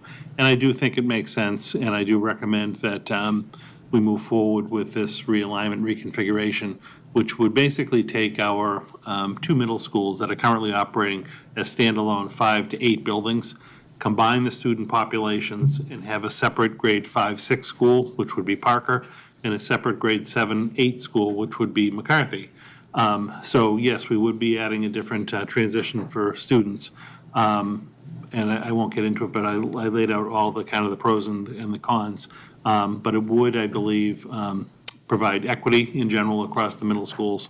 It would provide for all 4th grade kids going into, say, Parker Middle School, help out with class size, right across the gates. Allow us to really kind of target professional development, supports, any different programming we do with the schools. So again, in summary, I just think it's a worthwhile endeavor.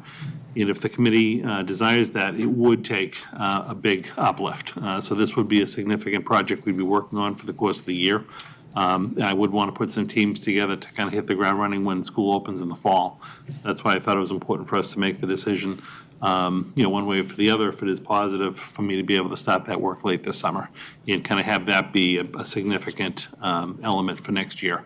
And again, I think that was referenced in the drawing. What he is studying was also mentioned in the strategic plan, so it would align with what we're doing as well.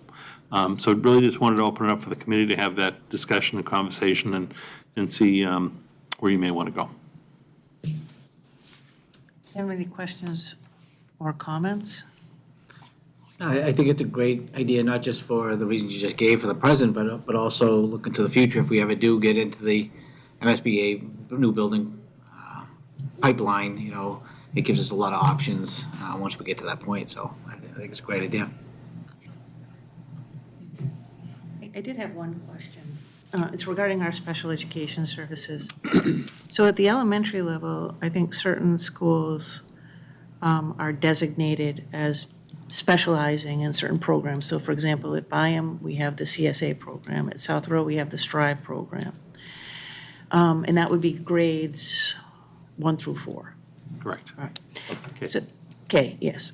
So when we get to the middle school level, all right, will we, for these substantially separate programs, will they be housed in one building, grades 5 through 8?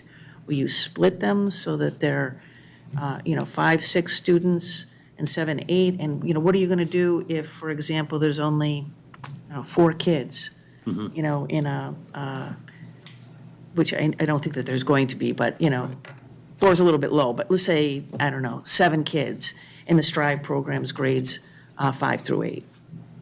I think one of the things, we touched on like some of the special populations at different meetings. We'd obviously want to put together some groups to have these discussions about what makes sense for the programs themselves. On the top of my head, with regard to like the specialized, special ed, more inclusive programs, Byam does house the district CSA program, which currently feeds up to Parker. So there are a good number of students where likely you could have a grade 5, 6 CSA classroom and program at Parker that then transitions up to 7 and 8 at McCarthy. And those students do a lot of integration into the regular classroom, so it would probably make a lot of sense for them to be with their age and grade level peers. At the South Row houses our elementary Strive program. We relocated the Strive program to be at McCarthy this past year, so it's now their K to 8. Again, because of the staffing and the students, it would probably make sense to replicate the program and have a 5, 6 at Parker and a separate 7, 8 program at McCarthy. But again, we'd have to kind of have that dialogue.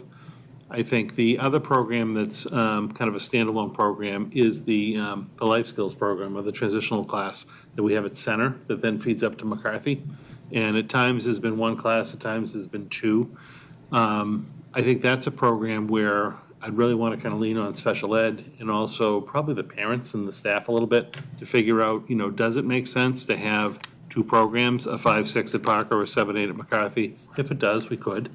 Does it make sense to keep the program together as just a 5 to 8 program housed in one of the two buildings? I'm open to that. I think the only things we have to think about is sped regs and like the age gaps between the students. And really I'd want to get input from the staff and also the parents of those particular students because they do spend the predominant portion of the day in the specialized classroom setting. So I don't know if they were in one school and only had access to 2 grade levels of students, how significant that would be compared to having 2 classrooms split between the 2 buildings and what they may lose as far as like continuity with their peers and things like that. So that's one I just don't know immediately, but I'd want to involve the special ed staff and the parents as well to kind of get their input on, and I can go either way. So that would be like one of the discussions we would have to have and figure out where they'd be best housed. And I think it's a good example too, some people think we're doing this to save money, and in the short term at least, it's probably gonna cost us some money up front to replicate these programs. We're doing it for the reasons. We mentioned this at the last meeting too. If that is out there or that's the feeling and all, this is by no means a proposal or an action to save money. And in the end, in the short term, in the long term, it could end up actually costing more money. We're doing this really to, I think, provide what may be a more age-appropriate, education and Consistency. assignment of students to schools for consistency, for equity, right across the board. So this is not being done at all with a financial, kind of mind frame. And again, it could end up costing us a little bit more. But The question I had raised last time was, I think Dennis, you weren't here, so I'll just raise it again, was about English language learners. Because right now, I believe there's only one teacher at the middle school level, and it's housed at McCarthy. Very likely that would need to be replicated. Again, we came up with this question about what would happen. It would need to be discussed. there's a teacher at both schools. Okay. So Parker has a teacher serving 5 to 8. Oh, is there? And Okay, McCarthy great. has a teacher 5 to 8. All right, So- so that's great. Yeah, each has their own. So we might be able to do that, but it would cost more money, again. The other thing I think is, to point out, is that we're doing this all really in conjunction also with the strategic planning that we've been talking about quite a bit, but we haven't really delved into what, Right. what actions we're gonna be taking and so on. But it all points to that development of greater equity and parity for all students throughout the system, especially at the middle school level. And I think that this kind of thing will be important. I wanted to raise one other thing was PTOs. I think it's going to be important to talk to those 2 PTOs right from the beginning and how that will transition into the following year. Because sometimes parents really are duplicating because they've got several children at the middle school level. So I think it's going to be important to bring them in right at the beginning and involve them in this discussion. Somebody just brought up to me that in all other levels, it's 4 years that you're in the same school, and now it's gonna be important to build that same kind of feeling and, that this is my school, the possession of the school in 2 years. So, for staff and teachers, it doesn't sound like an important thing, but it really is when students feel a real part of the building. And that's, that's just a change, a culture change. And I know that was put up as one of the cons, but it's just one of the things to think about. Just Because I think that's think too, important. somebody had said that to me, and I think on the other side of it is that you're building one entire class right from grade 5 onward. So that when they get to grade 9, you've got that one entire class intact. And comments all along the years that I've been here, and even in PTOs, serving in PTOs, have always been that when some students do not still know each other until grade 12, because they were in 2 separate middle schools. So that sense of class, which I think is diminishing in many ways because of the more individualized systems of learning that we have, I think is actually a great thing that you foster right from grade 5. And I meant to the building itself too, not just to Absolutely. the class, that's always, but, you feel a loyalty to your building and a responsibility for it. And usually that's 4 years, and now there's just something. Oh, each school has their own kind of climate and culture, and I think that's what they're gonna have to go through, and it's, that'll be difficult for staff. Right. Because there'll be a lot of transitions for, staff, particularly that first year. But I think it'll be supporting them to kind of reestablish, again, climate and culture within the buildings for staff and for students. It'll be important, yeah, I agree with you. I will be interested to see, as we begin this process, actually how the academic performance of our ninth graders will be, as well as their attendance, and their social emotional development, and overall behavior. Because, sometimes when you're bringing in students from different schools, you have to kind of level the playing field, but it will already be level, which is nice, to have that, those expectations established for everyone across the board as they transition into high school. Does anybody have any other questions or thoughts? All right, with that then, I will take a motion, please. I move that the school committee vote to approve the middle school grade level reconfiguration plan as presented. Second. All right, anything else? All right, all those in favor? Aye. 5-0. Thank you. And just as, again, as an aside, this is another one that's gonna just involve a lot of communication and coordination, so, we'll be giving much more information than people probably need. But we're gonna be very communicative on the whole process as it lays out, throughout the fall, so we'll keep you informed, and we'll have periodic updates, even just for school committee meetings. And I like the idea about maybe doing like a focus, what do we call them? An input session? Community input session. I Maybe think we could that's what roll we called something it, out right? this fall Yeah. when we know a Look little bit for 'em. more Right. about what some of the transitions might be. Okay. Next item on the agenda this evening was an update on Care Solace. I know sometime during the course of the spring, Shannon Bischoff, who was our coordinator for counseling and social emotional learning, had come to do a little bit of an update for us in this program. We had piloted it last year and it was very successful. Our counselors and psychologists really enjoyed the program. The town had always had a partnership and a kind of a three-way contract with William James College and the interface service. It was funded through the town, the schools, and the Board of Health. The cost for that contract had continually increased, and we were seeing a little bit of a, not the same return in services.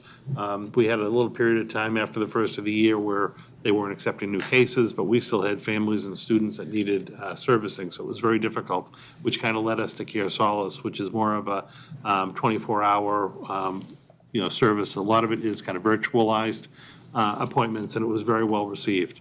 So the town made the decision to not renew the contract with William James for the interface service as of July 1st. And they actually were involved in some of the different training sessions we did with Care Solace, and they've decided to come on board fully with Care Solace and have a contract now that supports all of the town residents, which I think is great. We said we very much had a good experience with Care Solace as well, so we're going to have a contract that we're going to support all of the students and staff. So even if you had a staff member that didn't necessarily live in Chelmsford, we still want them to be able to be covered and be able to access this service. So we're going to execute a contract with them for the coming school year. I bring it up to you, again, I think this is a good thing, but we're going to be going through a process of taking off on our website, just in case you get questions, any of the referrals and links to William James and the interface service, and uploading all of the different links to services with Care Solace.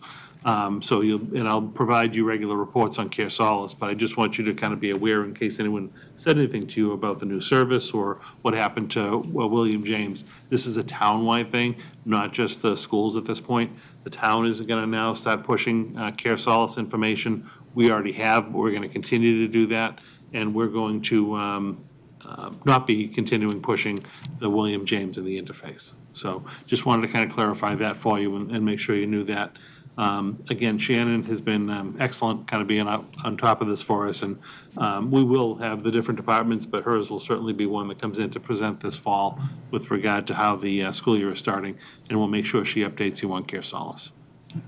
Looks like they've already had a decent number of referrals, just from March to June. They did. It was very successful, and they've done a very nice job of really kind of linking the families and students with providers in our area, which we were struggling with for quite some time. There's still a backlog of students and families who need services, throughout the Merrimack Valley. The number of providers is just limited, but this group has really done a nice job of making some good connections that we weren't able to make previously. So it has been very successful. I really appreciated the fact that staff was also able, in this system, is better able to access the referrals and so on than in the other system. I thought that was really important this year. And I just want to make another comment. I think Shannon should be commended. She's done a pretty good job this past year in bringing people back and in keeping this team together, which was a crucial team for what happened this past year. Not that any other team wasn't crucial, but it was very important. Yeah, no, she's been a great addition to the staff and has been very well received. Our school counselors, we have social workers that'll be working closely with her, psychologists. They're really an excellent team altogether. So no, this will be a good service. But again, I wanted you to hear from me and not have people asking you questions and not know what was happening. Does this require any action on our part? It doesn't. It was really just like an update for you. Okay. And I wanted you again to kind of see that new name and understand why. Right, thank you. Thank you. Moving on to item number 8. So these are some update type things for you.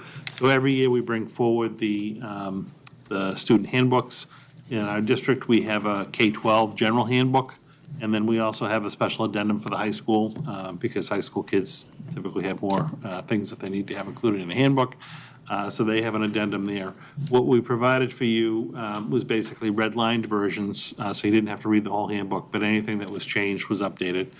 We may have a couple of names, like staff name changes that still need to happen, but no content to the books. Our staff has taken a look to provide some of these links. Andy Wazoff, as your attorney, has reviewed them, and he's incorporated, or one of the attorneys on his staff has incorporated suggested language to make sure that the handbooks are current with regard to any new regs or laws and whatnot. So we have those before you this evening for approval. So happy to take any questions. In the end, we would need 2 separate votes. One to approve the K-12 student handbook, the general handbook, and then a separate one to approve the Chelmsford High School addendum. Does anybody have any questions or comments on any of the changes that were made in either of these documents? I just have to say, having for 19 years worked on the high school handbook every summer, I don't know if people appreciate how difficult and how time-consuming, this process is, because you take in not only changes in laws and things, but just what happened over the course of the year, things that you may not have considered, and with each changing thing that the people responsible for working on these deserve a lot of credit. And I'm glad I don't have to do it anymore. Anything significant in either of them? No, I mean, as Jeff mentioned, sometimes like different administrators will almost kind of keep a little log going for things that like come up over the course of the year that you didn't anticipate or weren't really covered in the handbook. So they would go in and make modifications to that. Andy's office really just reviews them annually to make sure that like there are some DESI regulations that change from time to time. There's nothing that jumped out to me that I can tell you is like a I huge. looked through it too, but I didn't know if I missed No, like it. wholesale changes Yeah. or whatnot. There's always little grammatical tweaks here and there, but nothing overly significant, I Well, would say. some updates like on the Career Center, things like that. Yeah, yeah. Well, Thanks. yeah, I guess I was thinking more like disciplinary or Oh, anything okay. like that. Nothing significant on that part. I think the high school is trying to use this as more of a document to kind of communicate, what actually happens there, what services are available. So yes, they would have included something about the College and Career Center.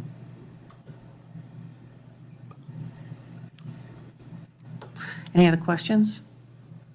All right, I'll take a motion. Why don't we do, I move that the school committee approve the new or just the? Revised. The updated K through 12 policy handbook.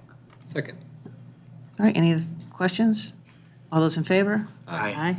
Aye, 5-0. Like the suspicious side glare. Any questions? And then you just look. Sorry. I move that the school committee approve the updated version of the Chelmsford High School student handbook. Second. Any comments or questions? Okay, all those in favor? Aye. 5-0. Thank you very much. Next you have as an attachment the 2022-23 employee handbook. So this, again, Diane Carey has joined us in the HR office, and a year from now, she'll be able to kind of do the same thing. So she'll go through the course of the year and see what she might like to add to this. Again, she has reviewed it, made a couple of suggested changes. Andy's office has reviewed it as well, and that's before you this evening for approval. This is a document that we share with new staff, and obviously the existing staff in the district can access it for helpful links to.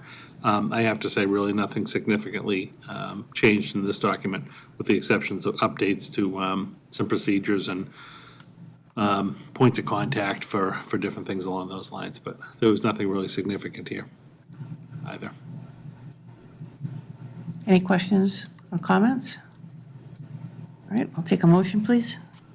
I move that the school committee approve the updated version of the personnel Staff handbook, employee staff handbook. handbook, staff employee handbook.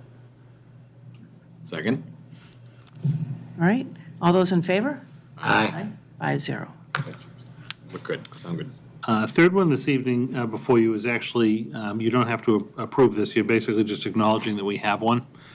So the district is required to have a bullying prevention and intervention plan, and we're required to actually go through and update it every 2 years for any changes to the laws. When we were looking, we actually, with COVID, we hadn't updated this since 2018, so this was one of our projects this summer. So again, we gave this a go-through. Andy and his office went through it as well to add a couple of updates with regard to the bullying plan, responses, required responses. There was some language changes with regard to cyberbullying, because anything technology-related is ever-changing. And these are his suggested edits to that. So again, this isn't something that you necessarily approve because it's not a policy. But you're just basically voting to acknowledge that the district has a bullying prevention and intervention plan on file. And then what we will do is go in and accept all of these different changes, formatted properly, make sure that the table of contents lines up page-wise, and then we'll get this refreshed and up on our district website. But I do think as questions come up from time to time with regard to different incidents within the district, I wanted you also to have it and be able to see that, we do have one, it's current, and it will be accessible on the district website by the end of the week, updating the current one that we had. But I'm happy to answer any questions. It's just not an actual policy that the committee would approve. Anybody questions, comments? There are two things that you said, prevention, which we also do through our social emotional learning programs. That's a lot of the prevention. Okay. And then intervention, and that includes consequences for bullying behavior, It does. right? So I think it's important that people understand that if it's reported, it sets off a chain of actions, beginning with an investigation and moving to some type of intervention, depending on, what the incident involves. Yeah, there are interventions, there are outcomes, depending Right. on what a finding may be. There's an actual rubric in here that kind Yep, of I saw that. outlines, just in generic terms, what, if something happens, what a first offense, second offense might be. It's very age appropriate, based on the grade level, elementary, middle, high school. But no, it's all reflected within this document. I think it's a good example of almost like a code of conduct and consequence as to something that could happen if you run afoul. Right.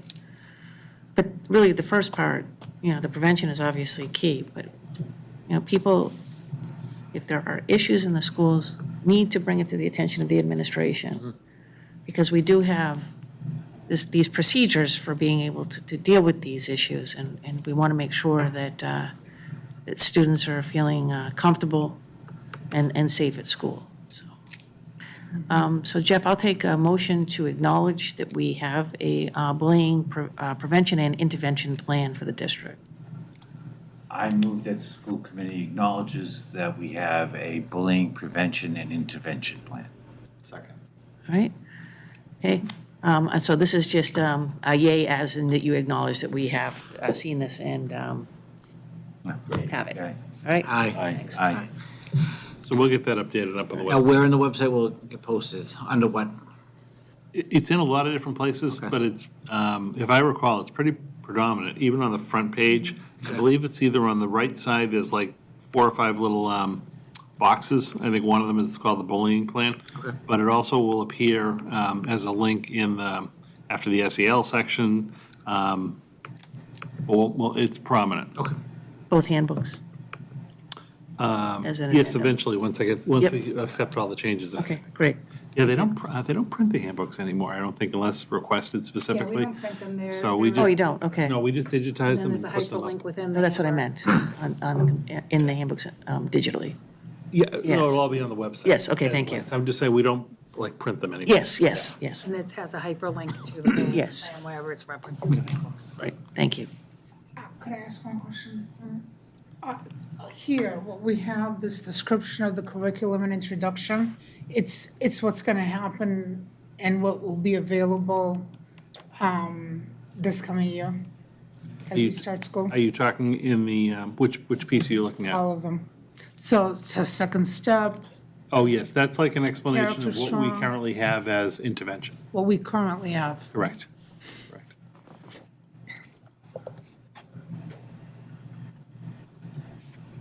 Did you guys vote? We did vote. Oh, okay, I'm sorry. You missed it. Very Sorry efficient. about that, I was, We have that evaluation back. Pays attention. oh.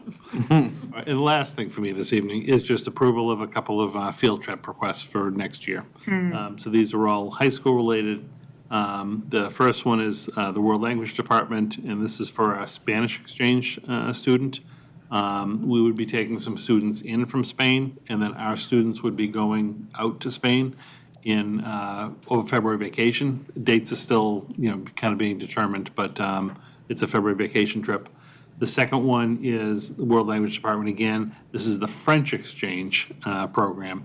So again, we'd be taking students I think this fall, the French students are coming, and then our students would be going to France over April vacation. So that would be happening this spring. And then a third one is the Fine Arts Department, interested in doing a trip to Amsterdam, Brussels, and France. And that's also over April school vacation. So the first two are really student exchanges. We're taking students in, and our students are going over. And those trips might be they'll extend a little bit over the break because, again, there is an academic component because we have their kids coming to us. The Fine Arts trip is just the April school vacation week. So just these trips before you, happy to answer any questions. Part of Great. I'm really looking Wonderful forward to having the kids come over, the exchange students. I think that'll be a lot of fun. Sorry, Jeff. So is it a motion to cover all three? Oh, you could do it together if you like, unless you have a problem with one of them, but you could do a motion to approve the field trips as presented. I make a motion that the school committee approve the 3 field trips presented this evening, as presented. All right. Jeff Although- passed 8 PM, so Yeah, All those in favor? Aye. 5-0. losing the train. I get a little tired. The nap's wearing off.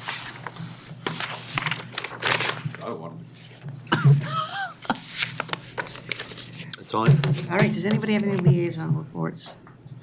Yes. I just have that the Boosters Club Golf Tournament will be Monday, August 15th at Four Oaks Country Club in Drake. There's still a couple of foursomes open. Just to let you know, the standard will be set by the former dean's foursome of Ed Quinn, Al Thomas, Bernie Battle, and myself. So I hope it's a standard that all those other golfers can reach. And you can get the information and sign up on the Boosters website. Anybody else? All right, how about action items or new items for future agendas? So I'm sorry, go ahead. There are two things that I wanted to mention. I talked to Dr. Lang about putting a folder in the Dropbox for all documents that we're working from, so that they're in one place, so that people can access them. And so for the next person, for example, that becomes chair, they're right there for you to be able to go to and edit as needed. The other thing, too, is I believe we have an executive session on Tuesday Tuesday, at 4 o'clock. 4. 4 o'clock. Do we have any idea how long that will last? I don't. Okay. So what I wanted to propose is that we meet afterwards for maybe about an hour to just go over the strategic plan and to craft some ideas for goals that we would like to be able to work on for next year. Is that right? Yeah. Okay. So our work session will not exceed 90 minutes. Okay? All right. I'll work with you on that Thank you. posting. And at this point, we don't have any other further public comment. Does anybody have any emails that need to be read into the record? No? Okay, with that, then, I will take a motion to adjourn. I move to adjourn. I second. All those in favor? Aye. Thank you, everyone.